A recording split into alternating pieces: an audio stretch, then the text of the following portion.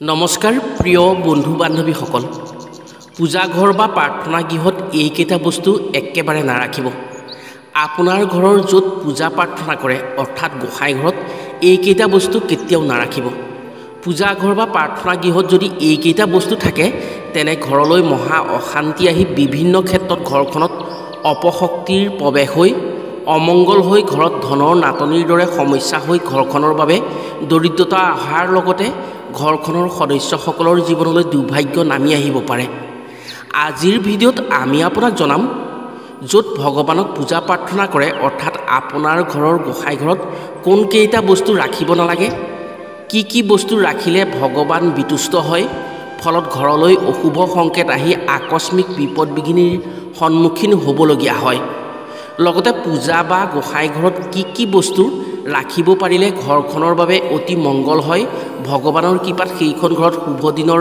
আগমন হৈ বিভিন্ন ক্ষেত্ৰত মংগল হয় সেয়েহে আপুনি যদি আজিৰ ভিডিঅ'টো সম্পূৰ্ণকৈ চাই তেনে কথাসমূহ জানি আপোনাৰ ঘৰৰ গোসাঁই ঘৰত থকা আজিৰ ভিডিঅ'ত কোৱা বস্তু কেইপদ নৰখাকে থাকিব পাৰিলে নিশ্চয় উপকৃত হ'ব পাৰিব প্ৰিয় বন্ধু বান্ধৱীসকল তেনে জানো আহক পূজা গৃহ বা গোসাঁই ঘৰত কেতিয়াও কি বস্তু ৰাখিব নালাগে আৰু গোসাঁই ঘৰ বা প্ৰাৰ্থনা গৃহত কি বস্তু ৰাখিব পাৰিলে ব্যক্তিৰ জীৱনত ভগৱানৰ কৃপা পৰি উন্নতিৰ দিশত আগুৱাব পাৰে কথাসমূহ কোৱাৰ আগতেই আপোনাক এটি সৰু অনুৰোধ জনাওঁ ভিডিঅ'টো যদি ভাল পায় তেনে এটা লাইক কৰাৰ লগতে কমেণ্ট বক্সত জয় শ্ৰীকৃষ্ণ বুলি লিখিবলৈ কেতিয়াও নাপাহৰিব আৰু যদি আমাৰ চেনেললৈ প্ৰথম আহিছে তেনে চেনেলটো ছাবস্ক্ৰাইব কৰাৰ লগতে অন্য 10 জনে উপকৃত হোৱাকৈ ভিডিঅ'টো শ্বেয়াৰ কৰিবলৈ অনুৰোধ জনালোঁ বহু মানুহে নিজৰ গোসাঁই ঘৰত জানি বা অজানিতে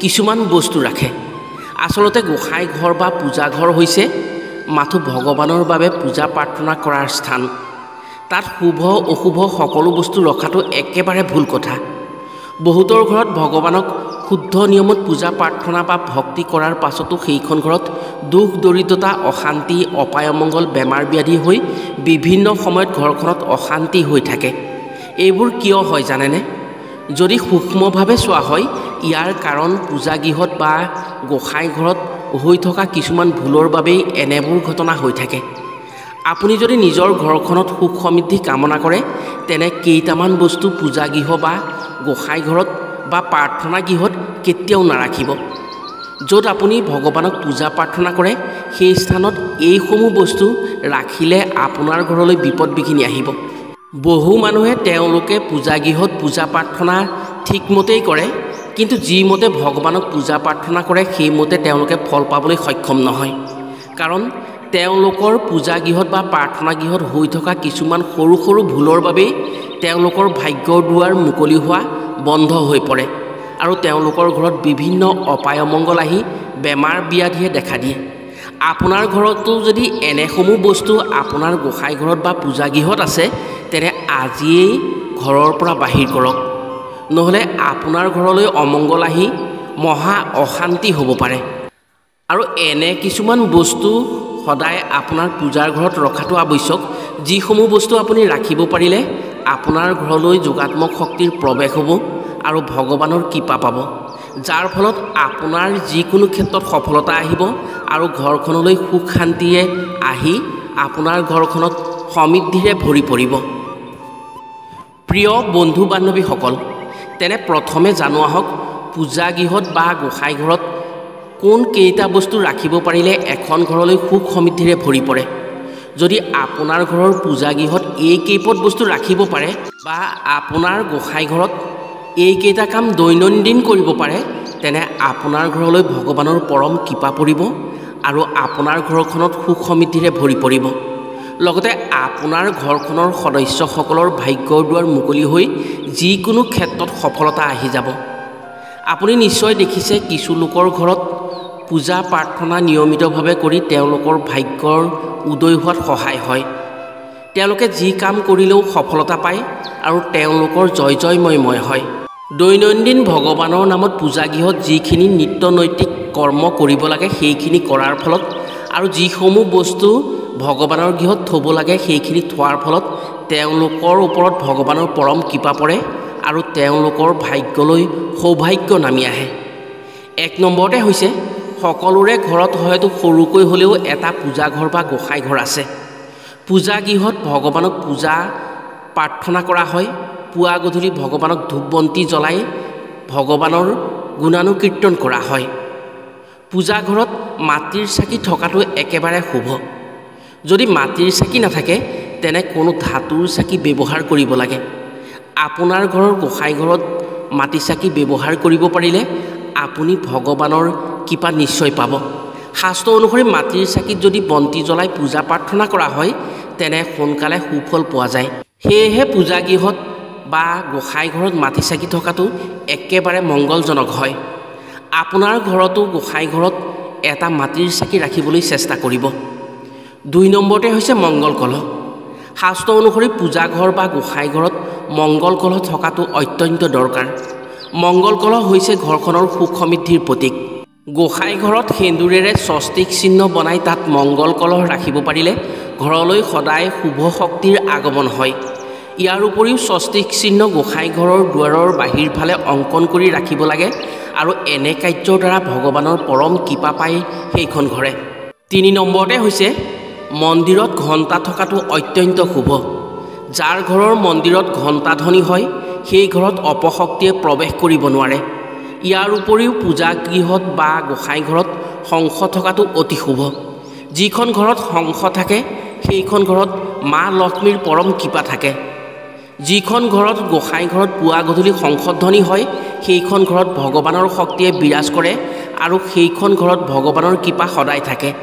ইয়াৰ উপৰিও গোসাঁই ঘৰত যি পানীৰ পাত্ৰ থাকে সেই পানীৰ পাত্ৰত কেতিয়াও পানী নথকাকৈ খালী কৰি ৰাখিব নালাগে। প্ৰতিদিনেই সেই পাত্ৰত পানী থোৱাৰ ব্যৱস্থা কৰিব লাগে। এইখিনি বস্তু যদি আপোনাৰ ঘৰৰ পূজাগৃহ বা গোসাঁই ঘৰত ৰাখিব পাৰে তেনে আপোনাৰ ঘৰত শুভ শক্তিৰ প্ৰভাৱ আহি ঘৰখন সুখ সমৃদ্ধিৰে ভৰি পৰিব। প্ৰিয় বন্ধু বান্ধৱীসকল, এতিয়া জানো আহক পূজাগৃহত বা গোসাঁই ঘৰত কোনসমূহ বস্তু কেতিয়াও ৰাখিব নালাগে। 1 নম্বৰতে হৈছে যদি আপোনাৰ ঘৰখনৰ মংগল হোৱাটো বিচাৰে আপোনাৰ গোসাঁই ঘৰত যদি গণেশৰ মূৰ্তি আছে তেনে বিজুৰীয়াকৈ কেতিয়াও নাৰাখিব। গোসাঁই ঘৰত গণেশৰ মূৰ্তি বিজুৰীয়াকৈ থকাটো অতি অশুভ। যদি ৰাখিব বিচাৰে তেনে 2খন ৰখাটো ব্যৱস্থা কৰিব। গোসাঁই ঘৰত যদি ভগৱানৰ মূৰ্তিৰ প্ৰাণ প্ৰতিষ্ঠা কৰি পূজা কৰাৰ কথা ভাবে তেনে আপুনি যিজন ভগৱানক পূজা প্ৰাৰ্থনা কৰে সেইজন ভগৱানৰ মূৰ্তিখন অকণমান ডাঙৰ মূৰ্তি প্ৰাণ প্ৰতিষ্ঠা কৰি ল'ব। আন মূৰ্তিবোৰ আপুনি সৰু মূৰ্তি ৰাখিব। অৰ্থাৎ প্ৰাণ প্ৰতিষ্ঠা যোনখন মূৰ্তিৰ কৰিছে বা যোনজন ভগৱানৰ কৰিছে তাতকৈ যাতে অন্য মূৰ্তিসমূহ সৰু হয় তাৰ প্ৰতি লক্ষ্য ৰাখিব। গোসাঁই ঘৰত কেতিয়াও ভগা ছিগা মূৰ্তি নাৰাখিব। যদি কিবা কাৰণত মূৰ্তি ভাগে তেনে বোৱতী পানীত বিসৰ্জন দি তাৰ ঠাইত নতুন বা অক্ষুণ্ণ মূৰ্তি ৰাখিব। 2 নম্বৰতে হৈছে শাস্ত্ৰমতে পূজাগৃহ বা গোসাঁই ঘৰত ভগৱানৰ মূৰ্তি বা ফটো ৰখাটো একেবাৰে ভাল কথা। বহু মানুহেই দেখিবলৈ পোৱা যায় যে ভগৱানৰ পূজা কৰা গৃহত বা ভগৱানৰ য'ত পূজা প্ৰাৰ্থনা কৰে তাত পূৰ্বজসকলৰ মৃতকৰ ফটো ৰাখে। এনে কাৰ্য অতিকে ভুল। এনে কাৰ্যৰ দ্বাৰা ঘৰলৈ বিপদ বিঘিনি মাতি অনাহে হয়। আপুনি পূজা কৰা বা চাকি বন্তি দিয়া ভগৱানৰ মূৰ্তি বা ফটোৰ ওচৰত কেতিয়াও মৃত ব্যক্তিৰ ফটো নাৰাখিব। শাস্ত্ৰমতে এনে কাৰ্যৰ দ্বাৰা ঘৰলৈ বেয়া দিনৰ আগমন হয়। যদি আপুনি মৃত ব্যক্তিৰ ফটো ৰাখিব বিচাৰে তেনে কেতিয়াও ভগৱানৰ শাৰীত নাৰাখিব। মৃতজন সদায় পূজনীয় আৰু সন্মানীয় হয়, কিন্তু তেওঁ ভগৱানৰ স্থান দখল কৰিব নোৱাৰে। তেওঁ ভগৱানৰ শাৰীত কেতিয়াও নহয়। সেয়েহে মৃত ব্যক্তিৰ ফটো ভগৱানৰ শাৰীত নাৰাখিব বা আপুনি পূজা প্ৰাৰ্থনা কৰা গৃহত মৃত ব্যক্তিৰ ফটো নাৰাখিব। 3 নম্বৰতে হৈছে পূজাঘৰত বা গোসাঁই ঘৰত মা কালী, গণেশৰ নৃত্যৰত ফটো বা মূৰ্তি, শনিদেৱৰ মূৰ্তি বা ফটো পৰাপক্ষত কেতিয়াও নাৰাখিব। মা লক্ষ্মীৰ মূৰ্তি সদায় বহি থকা মূৰ্তিহে পূজা কৰিব লাগে। মা লক্ষ্মী থিয় হৈ থকা মূৰ্তি পূজা কৰাতকৈ বহি থকা মূৰ্তিৰ পূজা কৰিলে সোনকালে ফল প্ৰাপ্তি হয়। পূজাঘৰত কেইটামান চাউল থকাটো অত্যন্ত আৱশ্যক। প্ৰতিজন দেৱী দেৱতাৰ পূজাৰ ক্ষেত্ৰত চাউলৰ আৱশ্যক। আপুনি আপোনাৰ গোসাঁই ঘৰত কেইটামান নিখুঁত অৰ্থাৎ ভগা ছিগা নোহোৱা চাউল ৰখাটোৰ প্ৰতি লক্ষ্য ৰাখিব। চাউল হৈছে মাতা লক্ষ্মীৰ প্ৰতীক। যদি পূজা বা প্ৰাৰ্থনা গৃহত আপুনি পূজা কৰা স্থানত কেইটামান চাউল ৰাখিব পাৰে তেনে মাতা লক্ষ্মীৰ কৃপা পোৱাটো নিশ্চিত হৈ পৰে। ইয়াৰ উপৰিও আপোনাৰ গোসাঁই ঘৰত অলপমান গংগাজল নিশ্চয় ৰাখক। শাস্ত্ৰ অনুসৰি গংগাজল কেতিয়াও চোৱা নহয়। যদি গোসাঁই ঘৰত গংগাজল ৰখা হয় তেনে আপোনাৰ পূজা প্ৰাৰ্থনাৰ পবিত্ৰতা বৃদ্ধি পাব। আপোনাৰ ঘৰৰ গোসাঁই ঘৰত এটা তামৰ পাত্ৰত সদায় পানী ৰখাৰ ব্যৱস্থা কৰিব। যদি তামৰ পাত্ৰত পানী ভগৱানৰ চৰণত ৰখা হয় তেনে শুভ ফল প্ৰাপ্তি হয়। যিকোনো পূজাতেই পুষ্প অৰ্পণ কৰিব লাগে। আপুনি যদি পুৱা গধূলি ভগৱানক পূজা প্ৰাৰ্থনা কৰোঁতে ফুল অৰ্পণ কৰিছে তেনে সেই ফুল মৰহি শুকাই যোৱাৰ পাছত তাত ৰাখি নথ'ব। তুলি আনি পানীত বিসৰ্জন দি দিব লাগে। আপুনি যদি পূজাত ফুল অৰ্পণ কৰি পেলাই পূজা কৰিছে পিছদিনাই সেই ফুল পানীত বিসৰ্জন দিব। ইয়াৰ উপৰিও গোসাঁই ঘৰ বা পূজাগৃহ সদায় পূজা প্ৰাৰ্থনা কৰাৰ আগত চাফ চিকুণ কৰি ল'ব লাগে। বিশেষকৈ আপুনি দিয়া বন্তি গছি সদায় চাফ চিকুণ কৰিহে পুনৰ বন্তি জ্বলোৱাৰ কথা চিন্তা কৰিব। এনে কাৰ্যৰ দ্বাৰা ভগৱান সোনকালে সন্তুষ্ট হয় আৰু সেইখন ঘৰত ভগৱানৰ পৰম কৃপা পৰে। সেই ঘৰৰ ব্যক্তিসকলৰ ভাগ্যৰ দুৱাৰ খোল খায়। প্ৰিয় বন্ধু বান্ধৱীসকল, বৰ্তমান পবিত্ৰ ভাদ মাহ চলি আছে। এই মাহত নিশ্চয় আপোনাৰ ঘৰত সদায় গোসাঁই ঘৰত চাকি বন্তি দি পুৱা গধূলি ভগৱানক পূজা প্ৰাৰ্থনা কৰে।